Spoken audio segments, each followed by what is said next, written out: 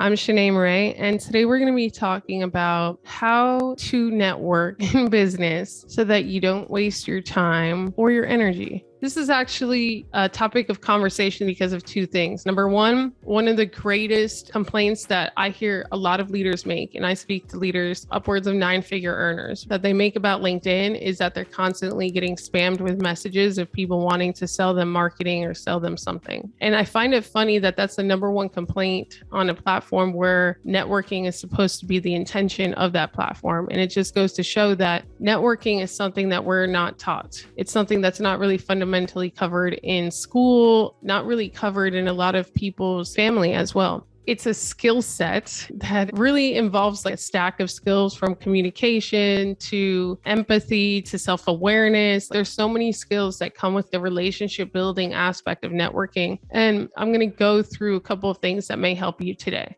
Because what you don't want is to invest a lot of your hours, time, energy, attention into LinkedIn. You're trying to network with people, you're doing it wrong. And then what people also don't realize is that your personal brand is more than just the content that you put out there publicly for people to see. It's also how you approach people in the DMs. Like, what are you sending them? It matters. So you want your approach, even in the DMs, to reflect on your personal brand, your values, your morals, things like that. So your personal brand is not just the public content that you put out there. It's really how people feel when they think of you. And that feeling will be affected by how you approach them in the DMs, period. So I hope that you understand that fundamentally. The second reason why I'm bringing up this topic today is because one of our members in Growth Academy was sharing a story where she started to network for her business last year. And she just would always get into situations where people would be like, oh, let's collaborate. There's a synergy or whatever. And it would always be a waste of time for her in the end. It wouldn't be transparent, whatever deal they were trying to make. Some of them just wanted her to do some work for free, to collaborate or whatever. I feel like there's so many people that don't network because they have these first bad experiences, or there are so many people that give up on networking because they're just like, I'm spending so much time even going to in-person events and it's just not adding up to anything for me. And there's a way to do it, which is why I wanted to do this short talk. Let's start with why so many people avoid LinkedIn and why people have a bad taste in their mouth, like when they go to their LinkedIn messages, because it's just full of people wanting to take your most valuable asset for no reason at all, or for a very self-serving reason. And your most valuable asset is your time, your attention, your energy. And when you open your LinkedIn DMs and there's just a slew of requests of, can you do this for me? Can you do that? From people that you've never even talked to before, from people that don't even say hello. It's kind of weird that this is the norm of a networking platform. I'm going to read an example of these type of messages. The top of my inbox, there's a message that says, Shanee, I've never even talked to this person before, by the way. Shanee, can I ask a favor of you? Your first experience of someone should not be, hey, I need you to do something for me, from a complete stranger. That would be weird. I want you to really parallel digital networking with in-person networking. If you were at an in-person networking event and I didn't even greet you by name, I just said, hey, I need you to do something for me. You've never seen me before in your life. You have no idea who I am. You're probably going to back away and just be like, I don't know who you are, lady, or just have a very bad first impression of me. And so that's what's happening here. Maybe I could have helped with this favor, but now I'm probably not, just because of your approach. So Shanee, can I ask a favor of you? ? I'm actively growing my recommendation and reviews on LinkedIn and would really appreciate it if you take 1 minute and be willing to write a 5-star review for me. I'd appreciate it so much. Just 2 to 3 short lines or whatever you feel. And I've never even talked to this person before. Why would I recommend someone who I don't know how you work? Maybe you take on clients and you don't deliver. Why would I take my time and put my reputation on the line to write a public recommendation for someone who I have no idea who they are? I've never even talked to this person before. And so this is the type of stuff that will deter people from even opening up their messages on LinkedIn, and deter leaders from spending more time on LinkedIn. Because when you open your messages, you're just bombarded by things like this. The good news for someone like you who's listening is it's very easy to stand out. in a good way when this is the type of things that are norm on a networking platform. When you become a giver instead of a taker, when you actually help someone before even asking them for anything, when you don't act like you're entitled to people's time, energy, and attention just because you exist, you start to stand out. And I know that that sounds crazy because it seems like you would believe that on a networking platform that the large majority of professionals would know not to approach people this way. But it's crazy to think that that's not the case. So I say here in my notes that this is why people spend hours on LinkedIn per day and may still not be making the money that they want to make. Because I see this. I see where marketers or just new founders or just salespeople, sales leaders, business development managers are spending 2 to 3 hours on LinkedIn a day and they're still struggling. And so we have to come to terms with a few things here. We have to understand that number one, money is a byproduct of you being effective at whatever it is that you do, at whatever work it is that you do. And if you understand that, money is a byproduct of you being effective. If you're not making the money that you want to make, then you have to accept that maybe you're not as good yet as you think that you are. When someone gives you a chance to do work for them, that's a byproduct of trust in your ability to deliver on your promise. And so if you're not making the money that you want to make, you're just not earning enough trust from the right people. You're not building the right relationships. You're not networking in the right way. Your networking is not working. I really believe that it's just about approaching people the right way and about being a giver. So we're going to go into this. I have a couple of rules here that you want to approach, that you want to have in mind as principles, maybe when networking in a way where you could actually see the results from it. So number one, have a good idea as to who you can serve. And you would be surprised when I ask people, hey, why are you on LinkedIn? Who are you trying to connect with? Maybe 50% of people know. The other 50% are just like, I don't know. And if you don't know who you can serve, then it's going to be more difficult. So have a good idea as to who you can serve, who you want to connect with. And it could be a few people. It could be that you're trying to get clients. That's fine. It could be that you're trying to get B2B partnerships. It could be that you're trying to find startups to invest in. It could be that you want to find nonprofits to donate money to or people to have on your board. Whatever it is, people to hire. Maybe you're looking for a job. Whatever it is, you need to know why you're on the platform and who more or less you're looking to connect with. The second thing is that it's not really about you. Business, if you're in business, you're here to serve. You're going to get paid when you provide something that people find valuable enough for the price that you attach to it. And that could literally be anything. It could be an experience, it could be a product, it could be a service, whatever it is. You're not going to get paid until that person, number one, knows that you exist, and number two, believes in whatever it is that you're promising. And really, a lot of that is trust at the end of the day. So especially if you're in service business. So rule number 3 is you're not entitled to anyone's time, attention, or energy. So stop acting like it. When you approach people and you're like, let's have a virtual coffee, I would really love to have a virtual coffee with every single one of my connections, but I'm only one person and my time doesn't allow for it. And I get requests to probably have virtual coffees 20 times a day. So when you approach someone like that, again, what you're asking for is the one thing that they probably don't have much of, which is time.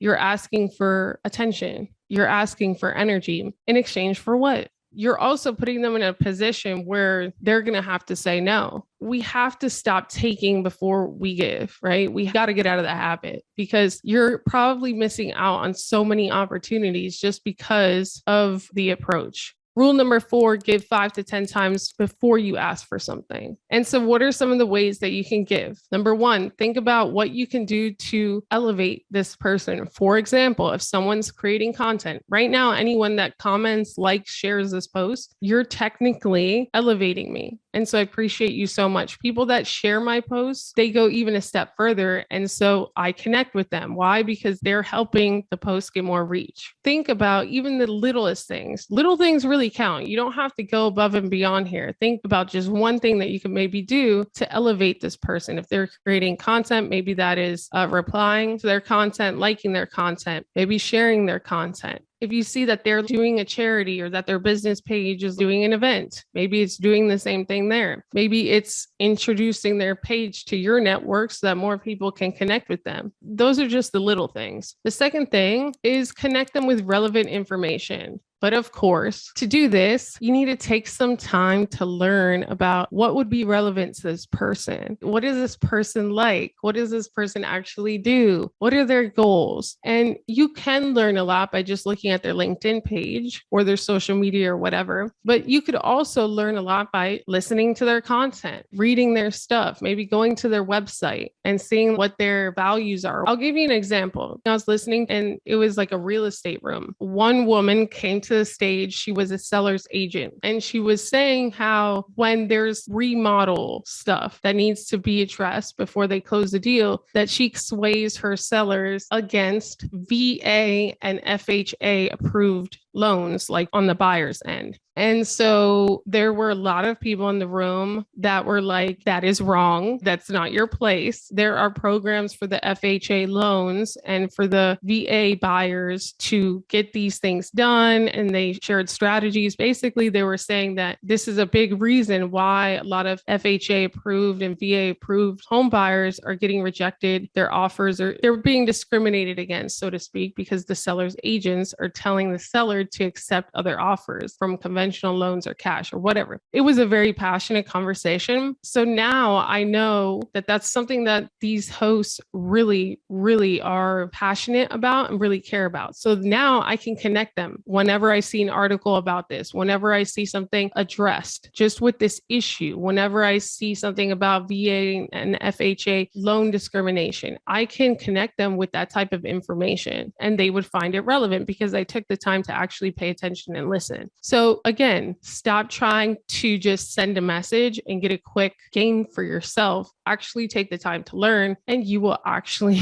be able to seamlessly start a conversation or a relationship. Number 3, think about who you can connect them to in your network that would be beneficial, not just for the person that you're trying to connect to, but the other person that you already know in your network. And again, you can't do this unless you know really who people are, what motivates them, what they're trying to achieve, what they do, and how they would clearly benefit each other in getting to know each other. And when you do these introductions, you don't just want to say, hey, John, this is Sally. You know, she's also in marketing. And I just wanted to introduce you to. In my opinion, if you're the person introducing them, you should really have clear intentions as to why you're introducing them. Just say it. Like one time I got a message from a LinkedIn connection and he introduced me to someone and he's like, hey, he used to be a big VP. I think he'd be a great person for your live show. Okay, that makes sense. I don't have to think about how I could help this person now. The introducer should take that out of the hands of the person that's being introduced to them. You want to make it as seamless as possible for both of those parties to get on the phone with a clear direction, not like, oh, they're in the wild jungle just trying to figure out how they could benefit each other. It's going to deter and it's going to delay the process of them making that mutually beneficial connection or working together or whatever.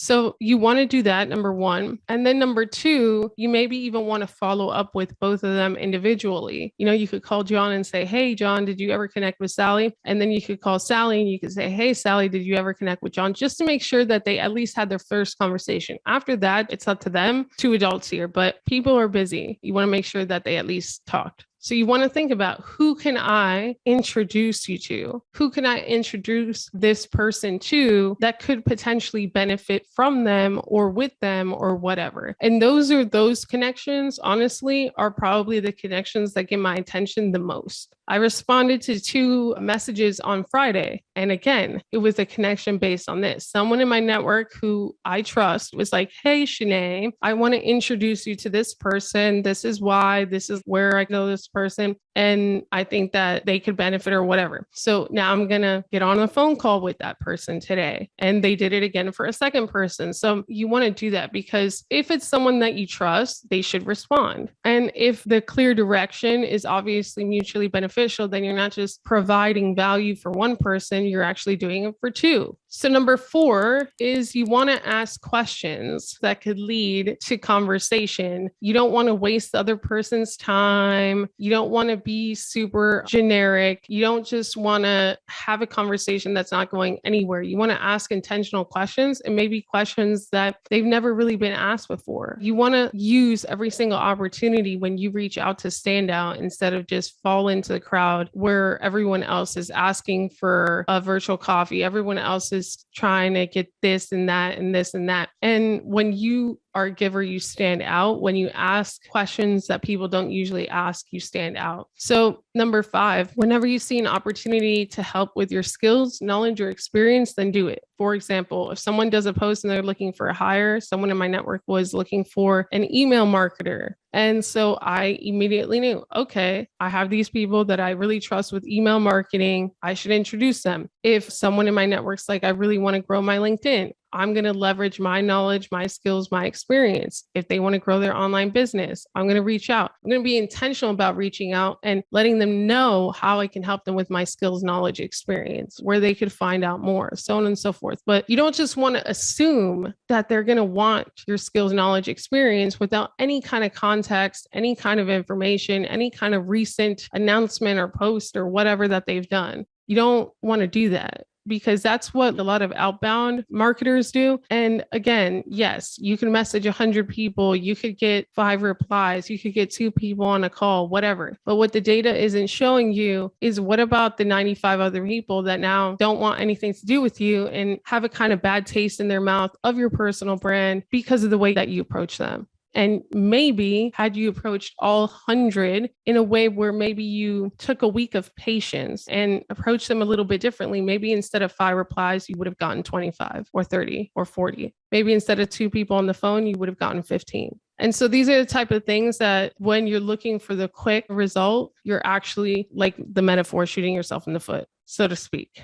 So number 6, ask for what you want. Once you build up that relationship, you have a couple of conversations, let them know what you're thinking. Let them know your intention. People are not telepathic. It's just amazing to me that people undervalue the potential of relationships in their life. And what you get in your business is just a byproduct of the relationships that you build, the people's attention that you're able to capture. Not only get, but actually capture and keep, and the type of people that you have in your circle. And again, number 7 would be reach out. There are so many people that do not reach out, do not say hello, do not try to connect you with someone, do not even try. And you're missing more than just outbound messages. You don't know what you're missing out on if you don't even reach out. And so if you want to network better, if you even have questions about this, don't be shy. Reach out to me, but be intentional about it. I'll try to reply to all of you. This is a skill that I could literally write a book on, just networking in general. You don't want to put your time and energy, which are the only 2 resources that you have